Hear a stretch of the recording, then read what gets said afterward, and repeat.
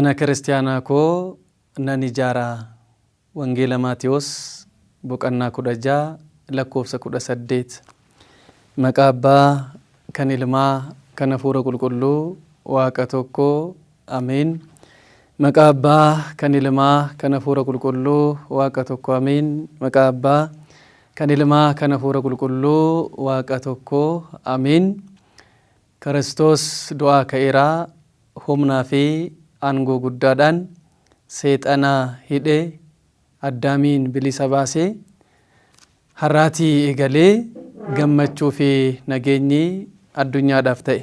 Maatii Waaqayyoo, abbootiin lubootaa, obboloota diyaaqonootaa, maatiiwwan Kiristoos kan taatan abbooliin, harmooliin, dargaggoonni, shamarrooliin akkasumas daa'imooliin hunduma keessaniin baga gooftaan keenya fayyisaan keenya Yesuus Kiristoos ayyaana du'aa ka'uu isaatiin bagattiin sin ga'e, bagattiin nu ga'e jechuu jaallannaa. Egaa nageenyi bara du'aa ka'umsaa booddee yaadatamu kan immoo manni kiristaanaa qulqulleettiin tokkittiif duuka bu'eettiif hundumeettiin kuni nagaa kan ittiin nu gaafattu Kiristoos du'aa ka'eeraa. Humnaa fi aangoo guddaadhaan seexana hidhee Addaamiin bilisa baasee har'aatii jalqabee addunyaa hundumaaf nageenyiif gammachuun ta'e jetti manni kiristaanaa.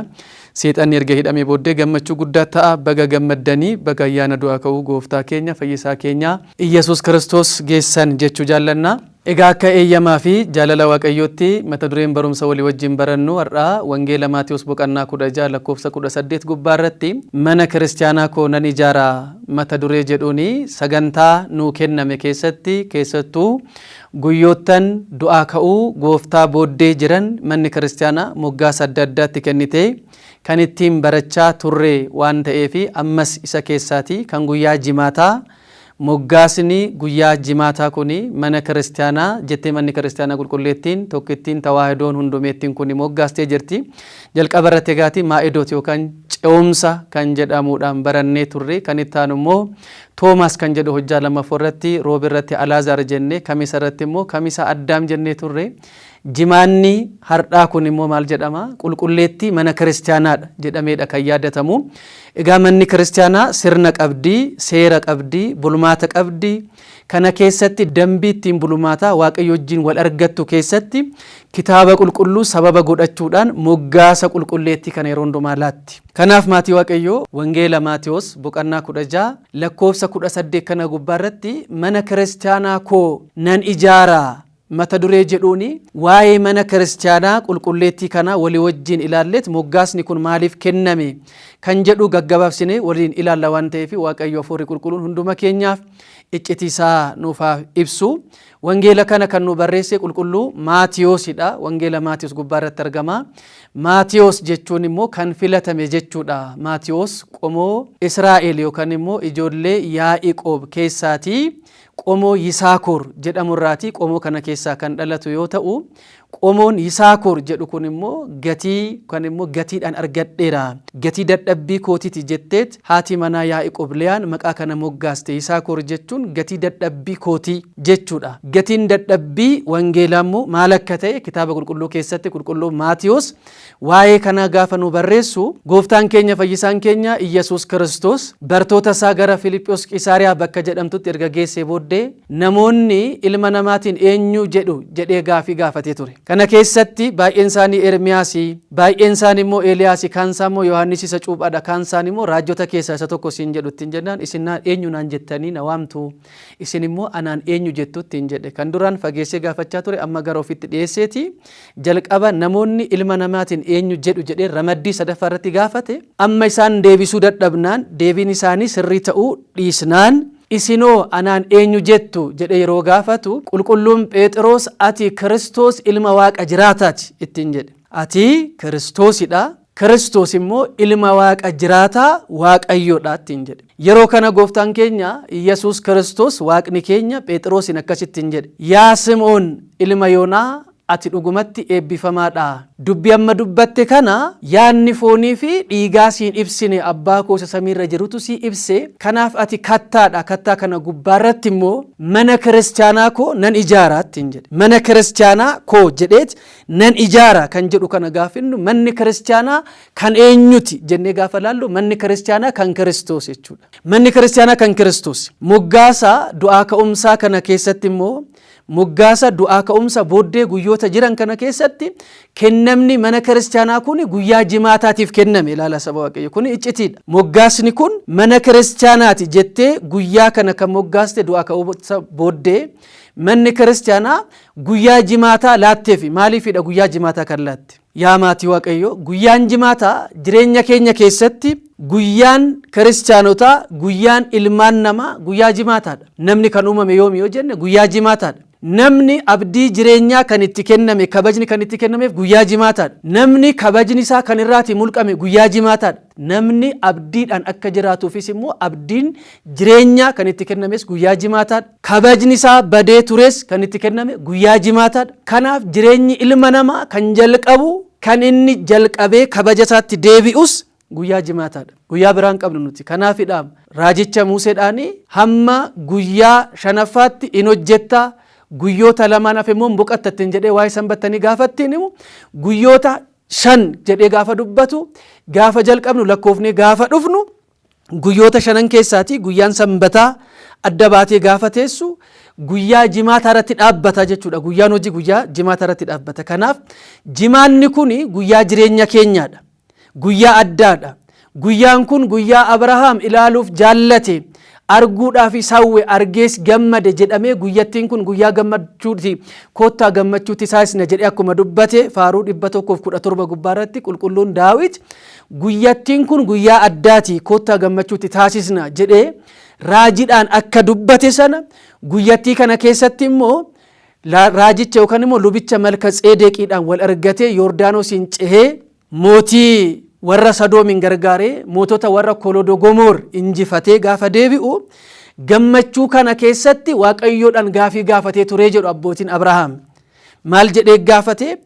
Baranani jirutti ilma kee ergitamoo moo guyyittii sana natti agarsiista ittiin jedhee gaafii gaafatee ture. Waaqayyos maal ittiin jedhe? Guyyattii sana ga'uun dandeessu, garuu fakkeenya guyyattii sanaa sittiin agarsiisa gaafa ittiin jedhu Yordaanosiin cehee lubicha Malkatseedeqiidhaan argee, lubichi Malkatseedeq akka Iyyasuus Kiristoos fakkeenya kan ta'e, luboota hangafa lubaa kan ta'e aarsaa taasisee Abrahaam kurnee baasee, lubichi Malkatseedeq immoo waan isaaf barbaachisu akka kakuu haaraatti wayinaa fi qamadii irraati aarsaa yookaan immoo habistii fi sana qopheessee Abrahaamiif akka laate. Abrahaam immoo kurnee akka ni laate. Kana keessatti guyyattii kanaan gammadee guyyattiin guyyaa jimaataati jedhu abbootiin keenya gaafa eegan guyyattiin guyyaa jimaataadha guyyaan suni jedhu. Kanaaf Addaamis gara gannataatti kan gale, gannata keessattis akka uumamuuf kan ittiin kennameef guyyaa jimaataadha, guyyaa gammachuu, guyyaa addaa mootii ta'ee keessattuu Waaqayyoon hojii isaa erga xumuree booddee ni boqate jedhameedha kan dubbatame. Waaqayyoon amalummaa isaatiin waaqa dadhabu ta'ee miti, waaqummaa isaatiin waaqa dadhabu miti. Garuu waa'ee kana booddee hojjechuu kan danda'u, bituu kan danda'u, mootii kan ta'u Addaam kana booddee hin hojjeta, hin bita, hin hooggana, hin qajeelcha waan ta'eef uumama kana isaaf kenne akka abbaan ilmatti boqatu sana Waaqayyoonis boqate kan jedhame Addaamiif kenne, Addaami akka isa boqachiise akka abbaan ilmatti boqatu sana jedhanii abbootiin kan ni kaa'u. Egaa amma guyyaan jimaataa kun guyyaa addaati erga jennee booddee guyyaan jimaataa kun mana kiristaanaadha maaliif wal qabatare jennee gaafa dubbannu moggaasni kun jireenyi keenya ammas bu'uureffamni jireenya kiristaanotaas ilmaan namaa gaabbii galanii abbaa ilma hafuura qulqulluutiin cuuphamanii ilmummaa Sillaasee kan argatan jireenyi isaanii jireenya gammachuu guyyaa jimaataatti kennameedha. Keessattuu guyyoota du'aa ka'umsa booddee kana keessatti guyyaa jimaataaf manni kiristaanaa maaliif kenname jennee gaafa dubbannu hayyuun qulqulluun Yaaqoob inni Siruuk, hayyuun kun hayyuun Yaaqoob inni Siruuk jedhamu kun inni ulullee hafuura qulqulluu jedhameedha kan dubbatamu. Kennaasaaf kennameeni ulullee hafuura qulqulluu jedhamee kan dubbatamu Yaaqoob inni Siruuk kun wangeela Yohaannis boqonnaa 19:34 gaafa hiika cinaacha Kiristoos fannoo gubbaarratti waraanname sana gaafa ilaalu fannoo gubbaarratti waraannamuu gooftaa kana keessatti gaafa Kiristoos fannoo gubbaarratti loltuu Langinoosiin waraanname sana cinaacha isaa maddiidhaa bishaanii fi dhiigatu dhangala'ee ture jedha. bishaan sunii fi dhiigni dhangala'e sun dhiigni sun dhugaatii keenyaaf tokkodha. Dhiigni sun mana kiristaanaa ijaare, bishaan sunis bishaan jireenyaa ta'e nu ilmummaa akka ittiin argannu cuuphaa akka ta'ee fi manni kiristaanaa Kiristoosiif misirroo kan taate guyyaa jimaataadha kan isheen Kiristoos irraatii ijaarramteedha. Kana immoo maal jedhe qulqulluun Phaawulos hojii duukaa bu'ootaa boqonnaa 20 lakkoofsa 28 gubbaa irratti dhiiga isaatiin kan bu'uuresse ilaala. Dhiiga isaatiin kan bu'uuresse mana kiristaanaa isaa akka eegdaniif jedhe. Dhiiga isaatiin kan bite yookaan dhiiga isaatiin kan bu'uuresse mana kiristaanaa akka eegdaniif isiniin Phaaphaasota taasisee hafuurri qulqulluun kan isin muude hoomaa kanaafis ta'e ofii keessaniif of eeggadhaa jedhe. Mana kiristaanaa isaa maaliin kan bite? Dhiiga isaatiin kan hundeesse, dhiiga isaatiin kan ijaare, dhiiga isaatiin kan bu'uuresse. Dhiigni kun immoo dhiiga uumamaa otoo hin ta'in Waaqayyo amalummaadhaan kan ittiin waloome jedha. Dhiiga Waaqayyo waaqummaadhaan ittiin waloome waan ta'eef ibiddi bara baraas yoo ka'e kan balleessuu hin dandeenye waan ta'eef mana kiristaanaa kana fannoo gubbaa irratti guyyaa jimaata nu ijaaree nu hundeessee dhiiga isaatiin waan nu kenneef kanaaf abiddi bara baraas isheen dandeessu jedhamte amalli manni kiristaanaa qabdus achi keessatti kaa'ameera. Kanaafuu amma manni kiristaanaa Waaqayyo irraati Kiristoos Waaqayyo uumaa uumtotaa mootii moototaa gooftaa gooftotaa waaqa waaqotaa kan ta'e waan hundumtuu kan isaan ta'e isaatiin malee kan ta'e hunduu hin jiru jedhee Yohaannis kan inni dubbate wangeela isaa gubbaarratti boqonnaa 1 lakkoofsa 1 hanga 3 gaafa dubbisnu jalqabaa jechi ture, jechi sun Waaqayyo bira ture, jechi sunis Waaqayyo ture. Hundumtuu isaan ta'e isaan kan ta'een alatti kan ta'e tokkoyyuu hin jiru jedhee akka dubbate kan ta'e tokkoyyuu hin jiru taanaan manni kiristaanaas kan ta'e keessaa kan uumame keessaa tokkodha waan ta'eef cinaacha Kiristoos gubbaarratti guyyaa jimaataa waan Kiristoos ishee hundeesseef waan bu'uuresseef ibiddi bara baraas hin dandeessu jedhee akka dubbate wangeeluma kana gubbaarratti wangeela Maatiyos egaatii mata duree kan taasifanne mana kiristaanaa koo nan ijaaraa jedhe. Amma Kiristoos kan eenyuti? Kiristoos ilma waaqa jiraata akka ta'e qulqulluun Phexros nutti himee jira. Kanaaf Kiristoos ilma waaqa jiraataa ta'e taanaan inni waaqadha. Waaqni immoo kan hundumaati, uumama hundumaaf inni uumaadha. Uumamni hundumtuu immoo kan waaqaati. Uumamni hundumtuu kan Waaqayyooti.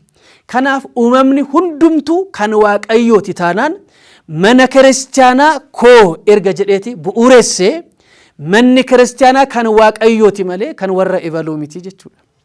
Kan warra ebaluu, kan warra kaabaa, kan warra kibbaa, kan warra adii, kan warra gurraacha, kan warra Ameerikaa, kan warra Afrikaa, kan warra Awurooppaa, kan warroota kan biraas miti. Manni kiristaanaa kan eenyuti? Kan Kiristoosidha.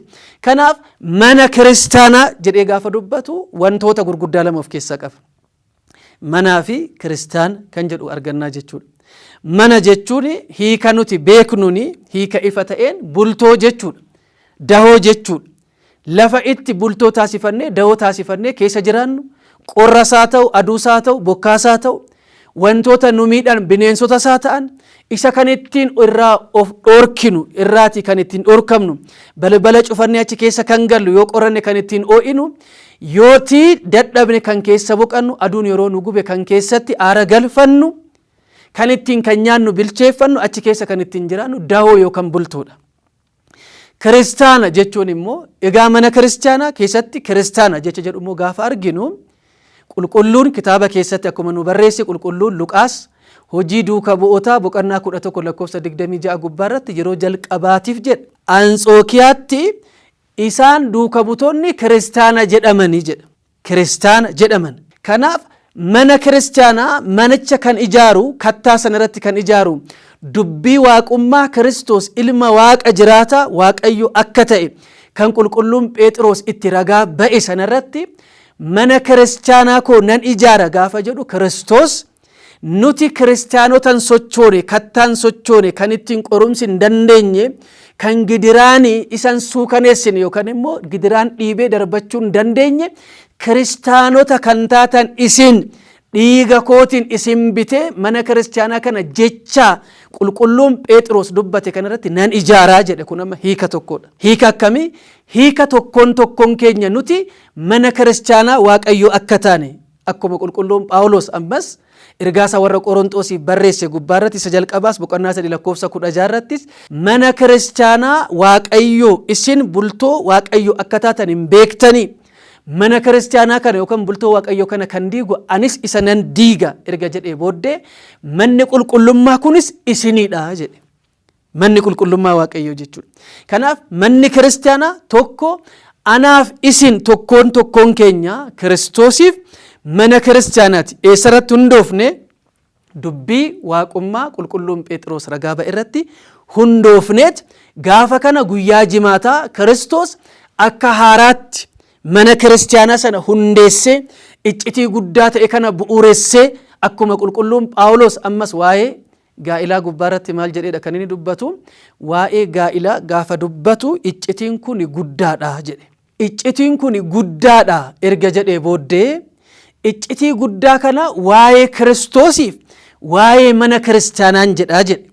Kun amma Efeesiyoon gubbaarratti boqonnaa 5 lakkoofsa 30 irraa kaasnee gaafa dubbisnu argan. Boqonnuma 5 lakkoofsa 22 gubbaarratti immoo maal jedhamee barreeffame? Mataan mana kiristaanaa Kiristoosidha jedha. Mataan mana kiristaanaa Kiristoos yoo ta'e manni kiristaanaa qaama Kiristoos taate jechuudha. Kanaaf qaamni Kiristoos mana kiristaanaadha. Qaamoleen Kiristoos mana kiristaanaa yoo ta'e mataan qaama malee qaamni mataa malee jiraachuu akka hin dandeenye kanaaf mataan keenya mataan kiristaanotaa mataan warroota cuuphamanii Kiristoos isa jiraataadha. Kanaaf nuti qaamonni kun mataa malee jiraachuu hin dandeenye. Namni harki irraa citee jiraachuu danda'a. Miilli irraa citee jiraachuu danda'a. Ijji buruqee jiraachuu danda'a. Qaamni isaa kan biraa sirratee jiraachuu danda'a. Mataan irraa citee garuu jiraachuu hin danda'u. Mataan keenya waan ta'eef Iyyasuus Kiristoosidha. Amma mataan mana kiristaanaa Kiristoos ta'e taanaan nuti immoo qaama isaati yoo taane ibiddi gahannamaas yookaan ibiddi bara baraas hin danda'u jechuun qormaanni gidiraan Kiristoos fudhatee fannoorra oolee hamma du'aatti ga'ee gara bool'attis bu'ee du'a keessaayis ka'e kiristaanota dhugaa Kiristoos hin jiraatan irratti gidiraan kun immoo darbuunsaa dirqamadha jechuudha. Amma mana kiristaanaa waan taaniif maal arganna? Maaltus nurra ga'a? Maaltus nuuf ta'a jennee gaafa gaafannu tokko kan Waaqayyo amalummaa isaatiin qabu nuti kennaadhaan arganna. Gidiraa Waaqayyo fooniin fudhate sana nutis biyya lafarratti hin fudhanna. Geetesemaanitti gaafa qabamuuf jedhu galgala kamisa galgala maal jedhe gooftaan? Yaa abbaa koo fedha kee ta'e taanaan xoofoon kun narraa dabartu jedhe. Xoofoon kun maal haa taatu? Narraa dabartu. Fedha kee ta'e yoo ta'e jedhe argitanii. Yoo eeyyama kee ta'e xoofoon kun narraa dabartu eeyyama kee hin taane taanaan garuu nan fudhadhaa jedhe. Hayyoonni mana kiristaanaa xoofoon kun narra haa dabartu jechuun namni xoofoo dhugu yookaan immoo tsuwwaa jennee kan beennu barteedhaanis namni xoofoo yeroo dhugu walii wajjin gamtaadhaan gaafa jiraatu xoofoo sana dhandhamee xiqqoo isheerraatii dhandhamee kan ittaanuuf dabarsa. Kan ittaanuuf isa ittaanuuf dabareedhaan dabarsee dabareedhaan walirraatii dhandhamu. Kanaaf maal jechuudha? Gidiraa Kiristoos fudhate sana kiristaanota dhugaa gaafatan. Kiristaanota Kiristoos gaafatan. Mana kiristaanaa Kiristoos gaafatan. Amma mana kiristaanaatiin baay'een isaanii maqaa kiristaanaatiin baay'een isaanii addunyaa kana keessatti baay'ataniiru. Kan nuti ittiin adda baanu garuu daandii Kiristoos ittiin kiristaanummaa nuu laate sana keessatti qormaata inni fudhate sana keessatti daandii inni deeme sana keessatti moggaasa inni laate sana keessatti gidiraan fudhattu jedhee inni jalqaba ibse sana keessatti hirmaannaa sana nuti guyyaa guyyaadhaan raawwanna. Ayyaana du'aa ka'umsaa gaafa kabajnu otoon tsoomin miti, otoon kadhatin miti. Sirna sana hundumaa raawwanneet dhukkubbii keessa dabarree torbee sana yaadanneet erga cuumabnee booddee lafa Kiristoos deeme gara Yordaanos hin buunaa. Yordaanositti Kiristoos wajjin hin cuuphamnaa. Sana booddee gara gadaama Qorontos kawaala sanatti hin deemnaa. Kiristoos wajjin gidiraa fudhanna. Gidiraa hirmaannu sana keessatti dhukkubbii keessatti immoo wajjin dhukkubsanna. Wajjin dhukkubsanna kitaaba dhukkubbii jedhamtu qabdi manni kiristaanaa isheen dhugaa jechuudha. Kana keessatti egaati dhukkubbii sana keessatti Kiristoos wajjin erga dhukkubsannee booddee dhukkubbii booda fayyinni akka jiru abdiin akka jiru dukkanaa akka nafni akkuma ifu dhukkubsatanis hin hafan. gara boqannaatti isaa ta'u dhukkubbii sana keessa fayyuun jira. Kiristoos dhukkubbii sana fedhii isaatiin fudhatee jaallatee fudhatee ba'aa keenya baatee madaa isaatiin nuti fayyine jedhee fannoo gubbaarratti mana kiristaanaa gadaamessa lubbuu qulqulloota deessu mana kiristaanaa nu hundeessee nu kenne. Kanaaf manni kiristaanaa tuni tokkummaa ishee biyya samii keessa jirtuu fi biyya lafaa keessa jirtu hundeen ishee biyya lafaa kan ta'e dhumni ishee yookaan immoo fiixni ishee biyya samii keessa kan ta'e yeroo hundumaa kan biqiltu kan daraartu firee kan buustu tokkummaa ergamootaaf tokkummaa namootaa keessatti kan wajjin jiraannu amala ishee keessatti egaati yeroo baay'een barannaa amalli ishee tokkittiidha. Manni kiristaanaa amalli ishee tokko amala jijjiirramuu hin qabdu amala kan biraan qabdu har'a akkas taatee boru kan akkas taatu har'a tsoomtee borummoo kan dhiistu kadhannaa taasistee boru kan gadhiistu fannoo uffattee borummoo kan kuttu miti tokkittiidha waan ta'eef amala ishee keessaa amala tokko maaliif waaqayyo tokko cuuphaan tokko maal jedhameera amantaan tokkodha. Amantaan tokko kun kam isheedha Kiristoos kan hundeessee mana kiristaanaatiin kan nuuf kenne amalummaan ishee tokkodha. Kan ittaanu amalli ishee qulqulleettiidha. Qulqulleettii kan isheen taate jalqaba tokkittiidha irraa kan ittaanu immoo qulqulleettiidha. Qulqulleettiin waaqayyo amalummaa isaatiin waaqa qulqulluudha. Waaqa mudaan qabne nuti immoo isarraati gaafa dhalannu mana kiristaanarraa gadaamessa qulqulluu keessa akka dhalannu gaafa nu taasisu bishaaniif hafuura irraati dhalannee fannoo irratti kan nu kennamte manni kiristaanaa qormaatarra jiraattu gadaamessa qulqulleettii kana keessatti gaafa dhalannu isheen qulqulleettiidha. Maaliif misirritti kan qabu inni misirroodha jedhame. Abbaan misirroo kan ta'e Kiristoos qulqulluudha. Manni kiristaanaa immoo misirritti Kiristoosidha. Kanaaf nuti immoo amalummaadhaan tokkoon keenya jalqaba kakaasne nuti kiristaana Kiristoos kan taane mana kiristaanaati. Gamtaan keenyas achi keessa gaafa jiraannu jalqaba irratti tokkummaa sana keessatti gaafa kaasnu tokkummaan kiristaanotaa lamas sadis taatanii maqaa kootiin walitti yoo qabamtan sin gidduutti nan argama kan jedhe tokkummaan kiristaanotaa maalidha? Mana kiristaanaadha. Isa keessa immoo kiristaanummaan maal jenneerraa amalummaan manni kiristaanaa qabdu qulqulleettiidhaadha. Qulqulleettii kan taate immoo amalummaa waaqayyo irraatii kennaadhaan kan argatte maal qulqullummaadha. Kan ittaantu immoo qulqullummaa erga qabaatte booddee tokkittiidha jenneerraa qulqulleettiidha jenneerraa inni sadaffaan immoo hundumeettiidha. Kan hundumaati. Jalqaba kakaasne kan warra ebaluus miti kan warra eenyus miti kan kaabaas miti kan eenyus miti kan Kiristoos eega taate Kiristoos fayyisaa addunyaati. Addunyaadhaaf kan inni of kenne beenyaa addunyaa kan ta'e fannoorra kan oole kallattii afraniin gara kaabaas gara kibbaas gara baas gara dhiyaas giddugaleessa addunyaa kanatti lafuma amma Kiristoos itti fannifame gaafa yaadannu giddugaleessa lafaadha. Giddugaleessa Eeshiyaa jedhamti biyya Israa'el keessatti Gologootaa gaafa laallu giddugaleessa lafaadha. Giddugala jechuun walta'a kaabaafis kan hin loogne kibbaafis kan hin loogne bahaafis kan hin loogne dhihaafis kan hin loogne walakkaa giddugaleessaa keessatti nu hundumaaf kan kenname nu hundumaaf kan of kenne addunyaa kan jaallate fayyisaa addunyaa kan ta'e waaqayyo mana kiristaanaas hundumaaf waan kenneef amala mana kiristaanaa keessaa inni sadaffaan maal jenneera hundumeettiidha. Hundumeetti kan hundumaaf kennamte maaliif kan Kiristoos waan ta'eef mana kiristaanaa koon ijaara jedhe dhiiga isaa qulqulluudhaan hundeesse kan bu'uureesse kan kooti jedheera kan gara isaatti dhufne nus kan isaati jenneera nuti mataan keenya mana kiristaanaati jenneera moggaasa kana iccitii guyyaa jimaata wajjin manni kiristaanaa walitti qabdee barsi kan inni xumuraa amala mana kiristaanaa keessaa inni xumuraa immoo duuka bu'eettiidha. Duuka bu'eettiidha gaafa jennu hanga andaara lafaatti jedhe Wangeela Maatiyos boqonnaa 28 lakkoofsa 19 gubbaarratti barattoota isaatiin gooftaan keenya fayyisaan keenya qorichi keenya Iyyasuus Kiristoos ilmi Waaqa Abbaa ilmi Dubree Maariyaam Waaqni Kiristoos maal jedhe barattoota isaatiin duuka bu'oota isaatiin deemaa maqaa Abbaa Ilmaa Hafuura Qulqulluutiin namoota hin amanne hundumaa cuuphaa kanan sinitti hime isaanitti himaa bartoota koos taasisaatti hanga andaara lafaatti hamma Ilwaariqoon bakka jedhamutti qulqulluun Phaawulos kan inni imale hanga addunyaan namni hin jiru deebi'i jedhameetti himutti kan deeme manni kiristaanaa hundumeetti taate mana kiristaanaa duuka bu'eetti addunyaa hundumaa kan geessu kaabanga kibbaatti baanga dhiyaatti addunyaa hundumaa waliin geessee kan Kiristoos taasistee mana kiristaanaa Kiristoos akka ta'an argitanii mana kiristaanaa Kiristoos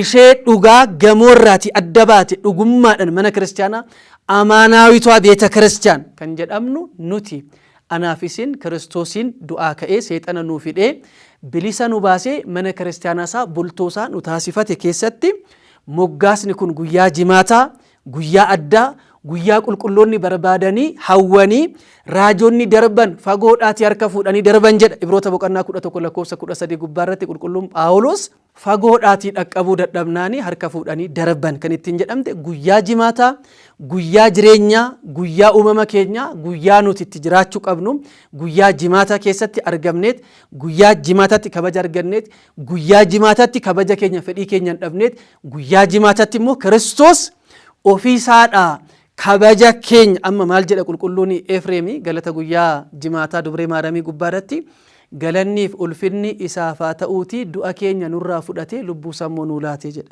galanni isaaf haa ta'u du'a keenya nurraa fudhateet lubbuu sammoo nuu laate eessarratti fannoo gubbaarratti lubbuu isaa nuu laachuu caalaa mana kiristaanaa dhalootaaf hanga addunyaan kun darbutti ishee biyya lafaa kana abdannee biyya samii keessa kan jiru immoo abdii caalu godhannee fooniif dhiiga Kiristoos kan keessatti nyaannu ilmummaa kan keessatti argannu guyyaa jimaataa guyyaa addaa kanatti kennaa dachaa kana nuu kenneerraa galanniif ulfinni waaqa keenyaaf uumaa keenyaaf gooftaa keenyaaf fayyisaa keenyaaf qoricha keenyaaf bara hanga baraatti samiidhaan hanga lafaatti ergamoota hanga namaatti galgalaaf hanga ganamaatti waaqa keenyaaf nuuf haa ta'u eebba qulqulleettii dubree maariyaamii nu haa hirmaachisu eebba qulqullootaaf tolootaa hunduma keenya nu haa hirmaachisu egaati mana kiristaanaa koo nan ijaara wangeela Maatiyos boqonnaa 16 lakkoofsa 18 mana kiristaanaa dhugaa taanee qulqulloofnee kan saatii taanee akka jiraannu waaqayyo hunduma keenya nu haa gargaaru